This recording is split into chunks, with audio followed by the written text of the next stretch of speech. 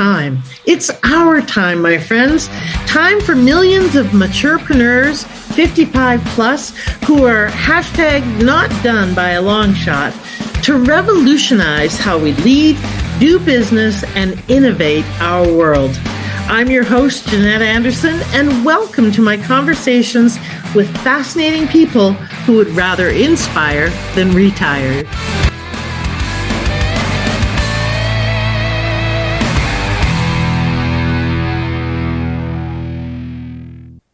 Hello, everybody, and welcome to this episode of the Maturepreneur podcast. I am your hostess, Jeanette Anderson, and today I have with me Meg Stafford. Welcome, Meg. I'm glad you're here. Thank you. I'm really happy to be here. And where are you physically located in the world, Meg? I am in Littleton, Massachusetts, which is northwest of Boston. It's about 40 minutes to get into town from here. Oh, okay. You know, I lived in Boston briefly, and it is the most aggressive driving city I've ever driven in. I swear they must take aggressive driving classes, not defensive driving classes there. It's a little stressful to drive in that city. It can be. It can be. It's much less so out here where there are very few traffic lights and people are not in such a hurry. But, exactly. All right. So today we have an interesting topic. We're going to be talking about there's no better time to do what you love and travel with those close and far away. We're actually going to be talking about a number of different topics because Meg is a multi-author, has multiple books, as well as is a psychotherapist. I'm going to tell you her official bio in just a moment. But basically, traveling is always an adventure, and it's a delight to share with people, but especially those closest to you. So Meg really talks a lot about different traveling with young adult children, how to stay close when they may be living far away from you. So that's one of the things we'll talk about. We'll talk about her other journeys, and potentially including her cancer journey, her journey with her daughter, as an author, as a psychotherapist, all sorts of different topics here today. So I'll read you the official bio, and then I'm going to find out something that Meg just never tells anybody except us. So you find out more about her. So Meg is recently back from a bike and barge trip from Amsterdam to Bruges and will cycle across Italy next year. These adventures include her husband, but she's traveled to Nepal and Colombia with her daughters and written about these escapades. One of her great loves is to share new cultures and geography with those she's closest to. She's taking ideas for her 70th birthday to share with her daughters and their partners. That's awesome. I love it.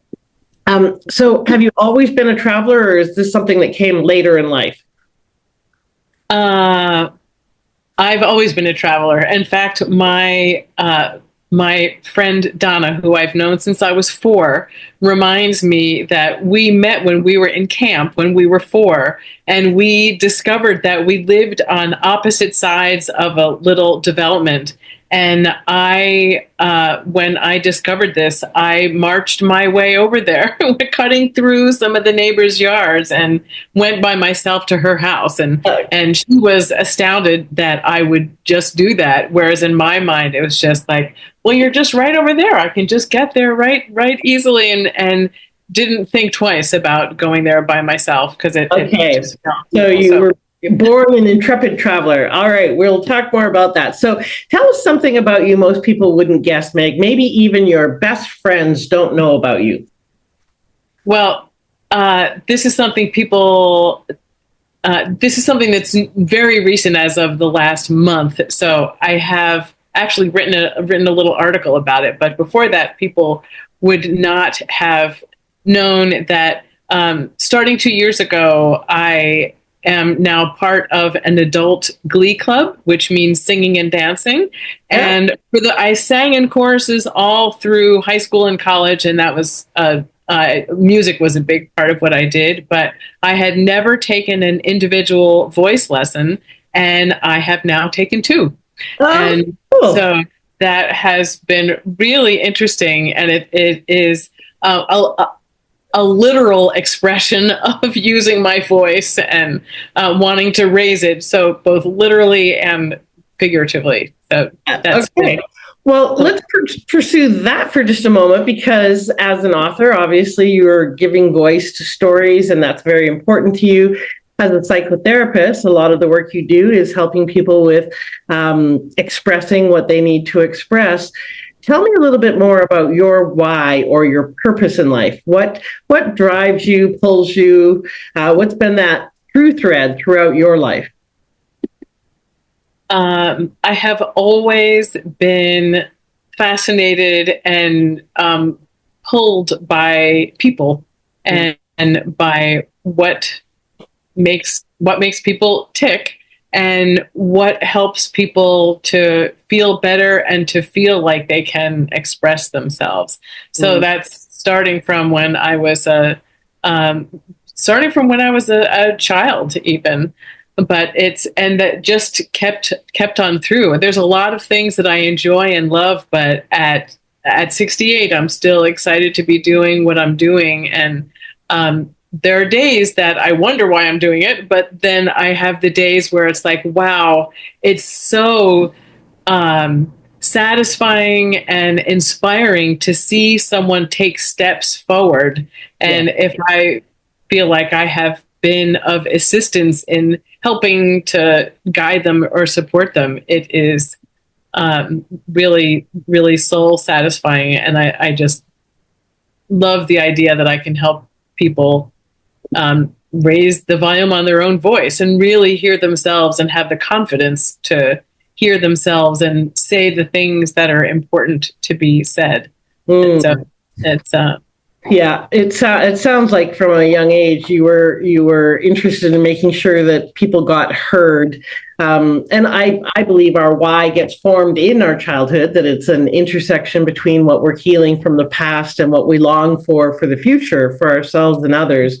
And it certainly sounds like the theme is around being heard, being valued, being fully self-expressed, and having that received. So you've been a psychotherapist for a long time. Just tell people a little bit, what's the difference between a psychotherapist and a counselor or a psychologist or whatever? Tell us a little bit about that. There is a lot of overlap, and some of the difference is in terms of training. As a social worker, I had 2 years of graduate school. A psychologist will have 4. And sometimes but then you have the years of experience and nothing replaces that. And including courses that you take along the way. And I also had training in executive coaching and organizational consulting, so more on the work end of things. But where people choose to specialize is really what distinguishes them. So people can have more traditional training, the psychodynamic, or that's where you hear about the Freudian stuff, or there's family stuff, there's cognitive behavioral therapy, like there's so many different kinds of therapies. And that is really what distinguishes people the most, sort of what their orientation is. And is there an area that you specialize in, or that you have a particular kind of client base in? I have always worked with teenagers, sort of like high school age and up, not the younger set. I have other colleagues who specialize there. So teenagers, adults, couples, and some of the like anxiety, depression, transitions, relationships. I work with couples, so and not right now, not so much family stuff. There has been times when I have training in EMDR, which is interesting, and training in different things. And it's really helpful to have a variety of tools to be able to access, because people respond to different types of therapies, and that's important to find one that works for that person. Yeah. And, sometimes I'm not the right fit for that person. So and you've been doing this a long time, right? How long have you been a psychotherapist? So I finished graduate school in 1983. So it has been 42 years. Oh, And I've been in private practice for 35. So when my older daughter was born, I really wanted the flexibility of creating my own schedule, and that has worked really well for me. And so I could pack my work into 3 days a week, or if I needed a day off to do something with the kids or whatever, my boss would let me. So, well, and on that note, I just want to tell people, because I think it's really instructional, I hope you don't mind, that I asked you earlier if you consider yourself an entrepreneur, and you said, well, kind of, and yet you've had your own practice for 35 years and your own business that you've kept afloat and kept you afloat. So I think a lot of you, if you're out there and you're practitioners, if you're service providers and you're operating a solo enterprise, you may not think of yourself as business owners, but you're entrepreneurs and business owners. And absolutely. Yeah, and you've been fortunate enough to be able to not have to kind of do a lot of marketing, et cetera, to get the clients that you need, which is an enviable position to be in. But you're still a business owner, even if you're not doing a lot of marketing, et cetera. For sure. In the beginning, I certainly did. In the beginning, I had to to get going, I had to do a lot of outreach and meeting with people. And there was a lot of that I enjoyed, actually. Yeah. And then I actually moved my business from Andover, which is about 22 or 3 miles north of here, to Littleton, where I live now. And I thought, oh, well, I'm going to have to rebuild. And that was true a little bit, but not very much. Some people came with me, and that was in 2019. And then COVID hit a year later, and virtual meetings became a thing. And so since then, it's just been, the need has been really great. And people have had access to it who previously might not have. So it's opened up, it's one of the small silver linings, is that it really opened up people's access, and also seeing that everybody needs help once in a while and that it's okay. So it has decreased the stigma, at least somewhat. Yeah, I agree. I actually think one of COVID's big blessings was that it made us aware that we are a global society. You can have clients anywhere in the world. You can be working with anyone in the world. We can be affected by anyone in the world. So we aren't our own little tiny pockets anymore of, states or countries or even continents. We are a global society. And God bless Zoom.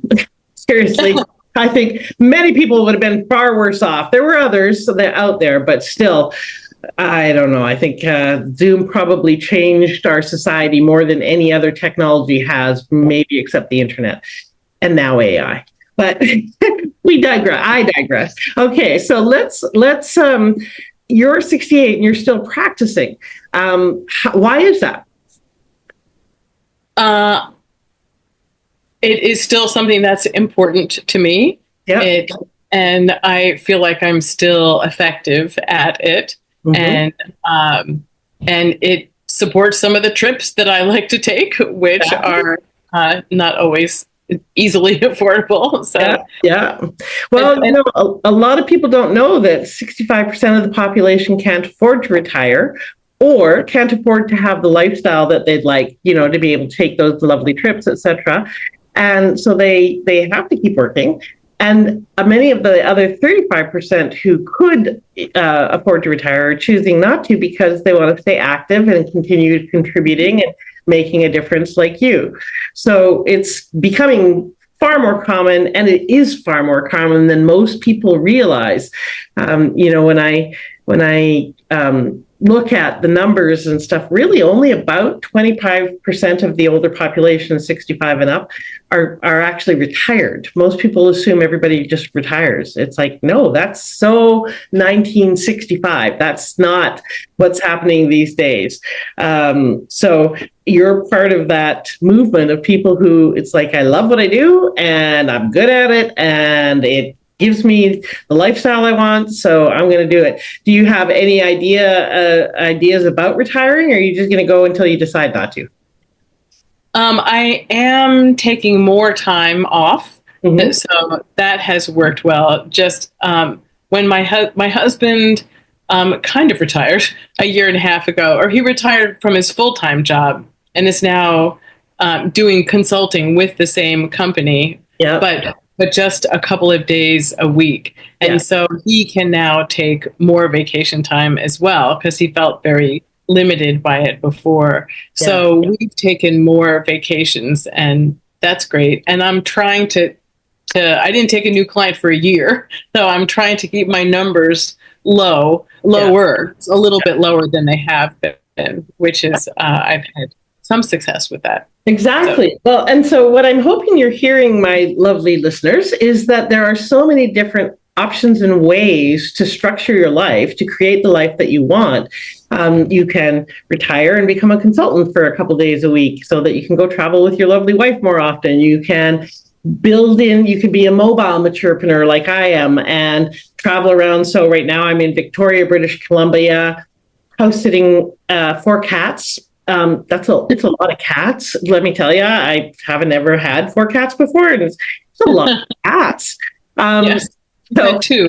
Yeah, okay. Two is normal. 4 is a lot. Anyway, so you can do all sorts of different things. You can turn your practice up or down to fit your lifestyle. There are so many options for how you can do what you want to do to create a business that fits around your life versus the other way around, which is what we did most of our lives, is we fit our life around our business or our career or whatever. Now it's time to flip it and do it the other way. So let's talk a bit about your travels and traveling with your children particularly. What prompted that, and why are you such a big advocate of it?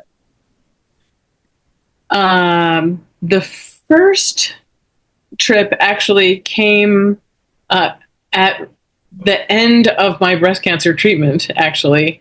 And my older daughter was in college at that point, and she was going to spend 7 weeks in Peru. At her college, they had I forget what they called it, but it was basically a short semester in between the longer semesters that at that point was off campus somewhere. She decided to go to Peru. She was interested in Spanish, now teaches Spanish. And my treatment ended in December. I decided that I wanted to take a week and visit her and go to Machu Picchu together. And that's awesome. And so did you hike the Incan Trail? We didn't hike because we didn't have the time. Okay. It is a 3 or 4 day adventure. I did do it. I hiked it, the 4-day route, and I almost anointed Dead Woman's Path again because it's not easy. It's up and over 5 mountains. And I was not in shape to be able to do that, but I did it. I just got up earlier in the morning and left with a guide in the dark by myself, and I took less time at lunch and I got in later, but I did it. So you went to Machu Picchu. Isn't it amazing? It's an amazing place on the planet. It really makes you kind of go, we really don't know diddly squat about much of anything. Well, there's lots we don't know. Yes, yeah, exactly. So tell me what that trip was like for you and her. Why was that? Because it's wonderful to travel. It's wonderful to explore cultures and do amazing things like go to Machu Picchu. But why was that so meaningful for you? Since it came at the end of my year and a half of treatment for breast cancer, it really felt like a gift at the end of that to feel well enough to have an adventure. And so it was at a time when my husband was certainly going to be happy to say, like, whatever you want. It's a good time to ask. Yeah. She was there. She was in a place that I wanted to go and would love to go to. So it just felt like it was very life affirming for both of you. Like you got to, really assure her here I am, I'm healthy and alive. And she got to see that and be with you and celebrate your coming through the other side with you. Yeah, it was really great. Yeah. And it's so she met me in Lima, and then we flew to Cusco and took the train to Machu Picchu and came back. And then we went up to the community where she was staying in the northern part of Peru, and spent time with the family that she was living with there. And she was helping work at a summer camp because it was in the middle of our winter, so their summer. And on Fridays, they take the counselors to the dunes. Is a lot of desert on that part of the country, and they had brought down snowboards to hike up the dunes and then go down the dunes. And so I hiked up with them and went down with them, and had a great time. And the director said something, who spoke very good English, said something to my daughter, and she said, he didn't want you to misunderstand him, but he said, you are the oldest person who has gone with them to go boarding down the dune. It's like, yes. Yeah, I did that as well. Yeah, I was 51. In the dune buggies, because those are really fun. Those dune. No, we didn't do that there. Oh.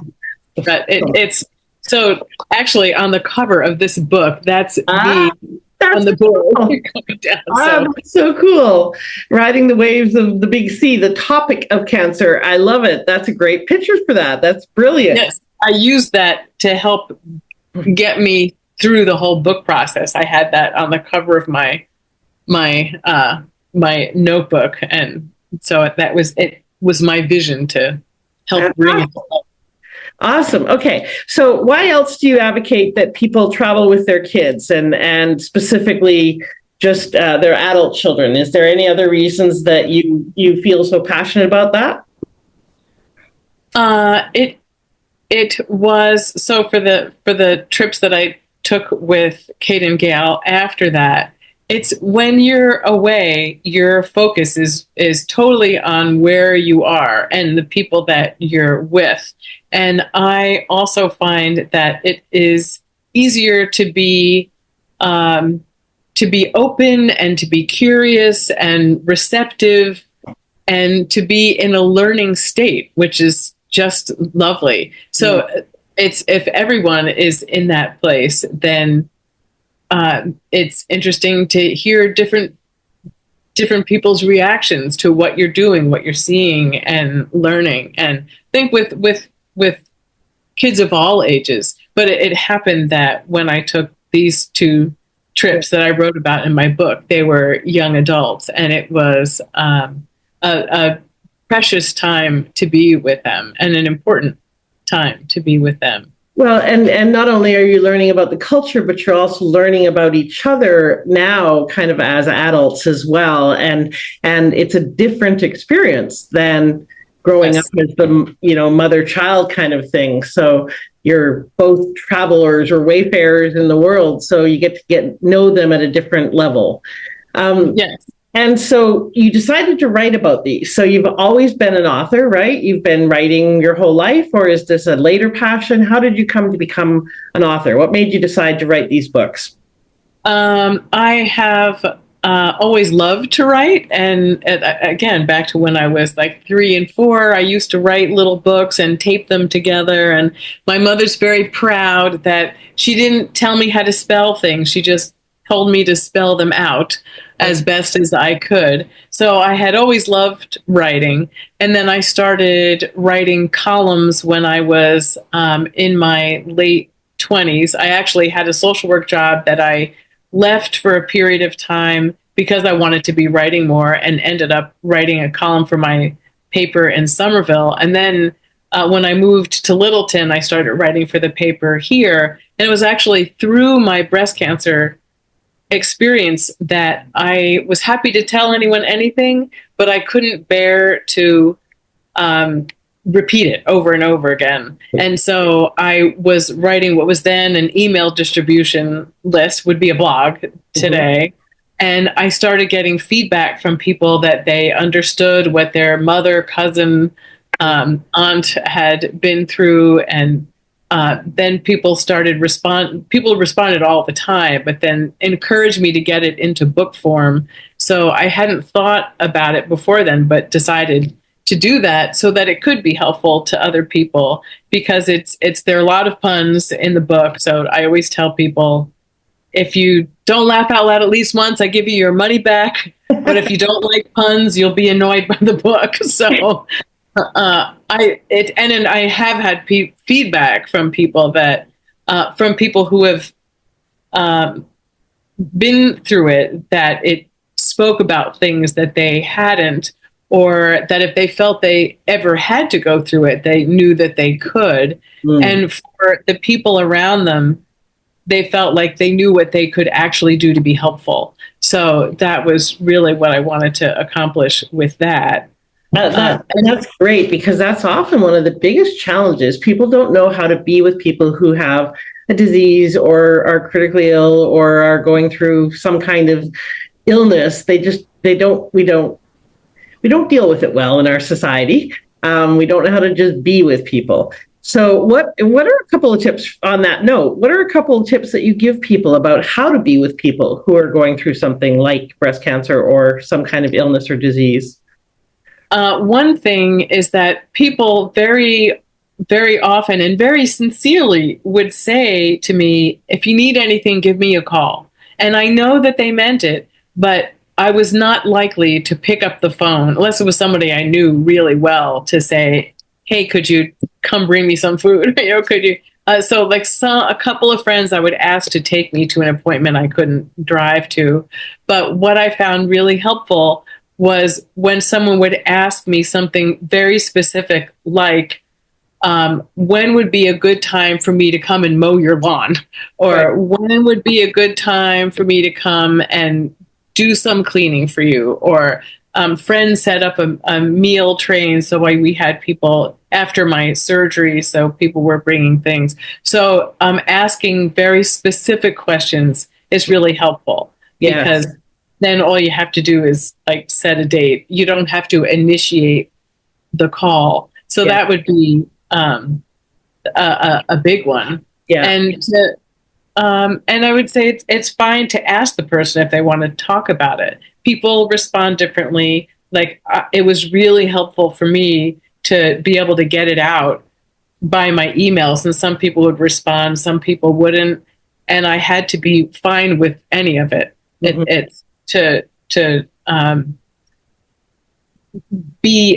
I really wanted to be gracious and accepting whatever it was that people were offering. And sometimes that was surprising. I sometimes ran into people who I had no idea that they knew what was happening. And one woman told me that she goes past my house every day, lives up at the top of the hill, and like sends a prayer every time she went by my house. It's like it was not something I ever would have thought about or anticipated, and not someone who I knew super well either. So it just trying to accept what comes your way, along with the humor. There are funny things that happen. I just imagine putting my wig on the cat, or it's the cat curling up in it. So like letting that in. It's life goes on, and it was never. There were days when it defined what I was doing, but it never defined me, and that was important to keep it in perspective. Yes, absolutely. That's a great line. It defined what was going on, but it never defined me. And what about those people with all that helpful advice? What's your advice for people with helpful advice? Because that's one of the things that many people that I've talked to who have gone through cancer journeys or other illnesses can be a source of irritation for people. So what's your advice about giving advice to people? Ask. As is often helpful to ask if someone would like suggestions or advice. Yeah. And because, to be okay with no. Yes, and to be okay with no. Like to really ask it as a genuine question, not something that you're just going to go right ahead and do. But it's often helpful to ask if people want suggestions. Yeah, yeah, because in many of my friends who've gone through that journey have found that people are trying to be helpful and they give their advice about, oh, my cousin did this and my mom did that, and I love this Ayurvedic thing and that person did this and so forth. It can get to be very overwhelming and pull you in various directions, and really it's can be challenging to find and hear your own voice in all of that cacophony. So, yeah, asking is a very respectful thing to do. Any other advice you would give to people who are traveling the journey, the wellness journey, with someone who has cancer or some other disease? For the people who are traveling with them, what advice would you give them? So, partners, spouses, children. Oh, some the same, to ask what would be helpful to the person at that time. And I think about some of the times that my response to anesthesia was that it would like send me on an emotional roller coaster. And I just remember a time with my husband and one of my daughters where like they asked if I wanted tissues, and like I said yes. They brought tissues, and then it's like it's the wrong color box. I want the blue ones, not the yellow ones. And like then I thought that was hysterical. That it made me laugh, and then it's like, oh my God, I'm worried about colors of tissues, and then it made me teary. It was like I was up and down. So I guess to appreciate that there can be some twists and turns, and to just ride along with it if you can. Yeah. And make sure that you're taking care of yourself as well, because that was hard for me to know that I couldn't be taking care of them. They had to seek their solace and their fun often from other places, but really important to do that. Mm-hmm. So like, we all need to take care of ourselves in order to be helpful to others. Yeah. Oxygen masks on first. So. There's the reason they say that. All right. So let's talk also just a little bit about your journey as an entrepreneur. So how has it been different for you now, being in business, having your own business, versus maybe 20 years ago, 10 years ago? Has anything changed for you? And of course, as an author, you're also in business because you need to sell your books. How has that journey been for you? It's, as you mentioned before, it's so with my social work practice that has largely guided itself, and it just feels like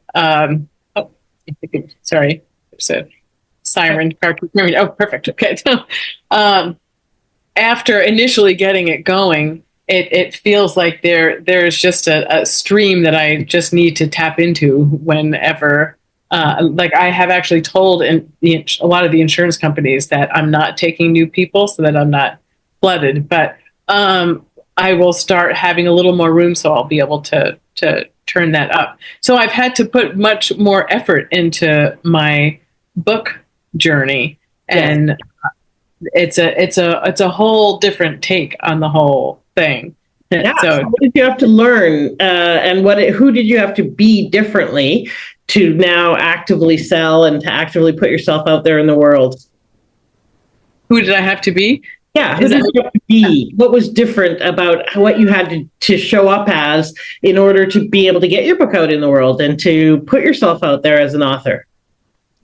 I had to be a lot more active about seeking out both initially bookstores there where I might want to give talks or have events, and that's been fun. Or apart, even after it came out, there are all kinds of events that happen. So that's fun. Or to be able to connect with people via podcasts has also been interesting. And lately, I've had independent literary agents approaching me, which is interesting. So I need to do a little research about that and see if that is is something that I want to do. So just continuing to write articles. There are, I need to be seeking out opportunities to be speaking about my book myself. So it has taken a lot more, I need to take a lot more active role to sort of get it out in front of people. Well, and many people, did you go the traditional publishing route, or did you have a publisher, or did you self-publish, or hybrid? I did hybrid this time. And it's partly because of the timing. I wasn't getting a lot of initial response, and I wanted to get it moving out there. And with the hybrid, they said that they could do it within 8 months, which they did. And I had a really great experience with them. I feel like they really understood what my goal was in having my voice and each of my daughter's voices represented, because there were a couple that said, well, we can help you to get this all into your own voice. It's like, that's not what I want. So that's not the idea. I think it will be interesting and helpful for people to hear from each of my daughters about what was it like for them in their own words when they were in Nepal or in Colombia. So that's fascinating. So just if you're listening and you're not clear what the differences are, traditional publishers will take your book and they'll pay you an amount up front, usually not very much, and you get a percentage of the sales, but they do not promote you. People think that if you go with a traditional publisher, they'll take care of getting the book out in the world. They don't. You still have to take care of a lot of they'll do some of the distribution, but they don't do promotion. So you have to have your own platform to promote your book. Hybrid is the combination of someone helping you get it published, getting your ISBN, getting you on a bestseller list sometimes, getting the book, produced physically, etc. And then doing it completely on your own as you're in charge of everything. You have to do all of that yourself. But in all three cases, you have to promote the book. No one else is promoting the book for you. And most authors don't know that. So learning that as you've gone along, sounds like you've done events. It sounds like you're doing podcasts to get the word out. You're doing all sorts of different things. You're going to start doing more speaking to be able to promote the book. What's been your biggest learning or lesson in that journey? I would say to keep at it, that it is an ongoing process, and that each thing counts.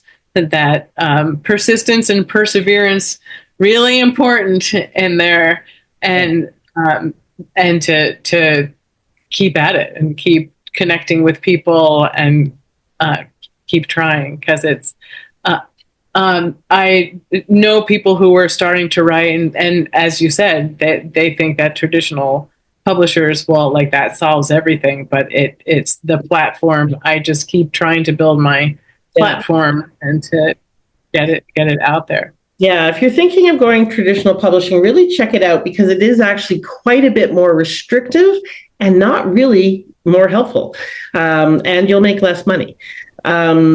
So really investigate it. I typically advocate hybrid publishing as the route to go, because then you have support with the things you don't know, but you maintain more care and control over your project and your book and your profits. But many people think that being an author, that the biggest part of the work is writing the book. It's not actually. That's just the beginning. It's actually getting the book into the world is the biggest part of the job for most people. And so your two books are Topic of Cancer, Riding the Waves of the Big C, that you showed us, and Who Will Accompany You? My Mother-Daughter Journeys, Far from Home and Close to the Heart. Oh, beautiful. Okay. Suitcases. I like that. Okay. And you've got a gift for people. Tell them what that gift is. It is the first chapter of the book. Okay. So available on my website. And tell them your website. It is www.megstafford.com. Yes. Okay. So MEG Stafford, STAFFORD.com. com, just like you would expect. So you can go ahead. get a copy of her book. You can also, ladies and gentlemen, go into the vault. I highly recommend you do opt into the vault. There is information in the show notes about that, and you can click through to her website from there. The reason you want to do that is then you'll also see all the other great guests that I've had. You'll see their gifts, and you can download and opt into any of those that appeal to you all at the same time. So you get a bunch of goodies at once, including Meg's chapter of her book, which sounds like it would be a really delightful, different kind of perspective on the world. And that's always fascinating. So there's lots of people out there who may be thinking of, I want to create a life where I travel more. I want to still create my business or my practice. Maybe I want to do the book. You've been consistent in your perseverance and your doing the things, the new things, the next thing, right? That's been kind of a theme in your life. Even your introduction of you're taking ideas for your 70th birthday journey. If you didn't see Iguazu Falls, by the way, while you were down there in South America, Iguazu Falls is the most amazing place in nature I've ever been on the planet. It's at the intersection of Argentina, Brazil, and another country. There's the two, and I can't remember which one is the top and the bottom. It is an incredible series. Have you ever been to Niagara Falls? Yes. Okay. Take Niagara Falls and multiply it by 15. Oh my goodness. Yeah, literally 15 to 20. It's an incredible place on the planet. Anyway, I traveled all through Central and South America, and I have many, many fond memories, but Iguazu Falls is one of my favorite places to go, and it's an incredible journey and great memories and so forth. And if you do go, take the speedboat that goes up the rivers, because that's very fun and very wet, but very fun. That's great. With that. And I love that you're looking for adventures as you age, and that you're not done. The tagline for my business, for the Maturepreneur world, is hashtag not done by a long shot. And you really solidify that, Meg. So I love that. What's the last piece of advice you would like to give people who are thinking about making their next bold leap? It's a time-worn one, but it all starts with one step. It is true. You can't do it all at once, but as long as you're focusing in that direction, each step will bring you closer to it. So it is worth the effort. No matter how far you get, it will still be rewarding and interesting. Yeah. So, and I have to tell you, my friend's brother, when he turned 70, declared that he had finally made it to middle age. So I thought that was and we, we're laughing, but it's actually closer to true. People being born now are supposedly, according to the scientists, going to live to 130, and in some cases 140. And so it actually is midlife at 60. There we go. So we are getting to a point where, and even if you are not, even if you're in your 60s, 50s, 60s, 70s, you're not done unless you choose to be. As long as you're on this side of the dirt, there's still opportunities to have adventures, to re-choose, to make a new commitment, to reinvent, to reignite. And it's not about you have to be more, do more, have more. It's about what do you choose to be, do, and have in your life, because you always get to choose newly again every day. And that's the opportunity that we have. And as maturepreneurs, as older people, the wisdom workforce, I call it so, we have so much value to bring. Don't let ageist society tell you that you're done and you should just go off and be quiet and disappear. That is BS, my friends.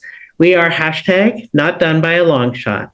So it is time to figure out what your next adventure is and take that first step. That first step is the one that makes all the difference. Thank you so much for being here, Meg. And thank you for listening, ladies and gentlemen. Please do subscribe to the show and share it. And if you'd like the video version, go to our YouTube channel. If you're watching the video version and you want the podcast audios to take with you on the road, you can follow us on any of your favorite platforms. But I highly recommend you go to Apple and grab us there. Thanks so much, everybody. Have a wonderful week. And my hope for you is that you take an adventure and a journey somewhere soon. Bye for now.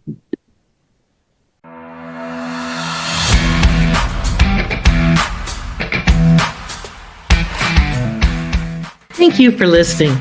I'd love it if you left a comment and subscribed. And I encourage you to apply one aha from this interview right away so you can turn your wisdom into wealth and your contribution into positive change. Bye for now.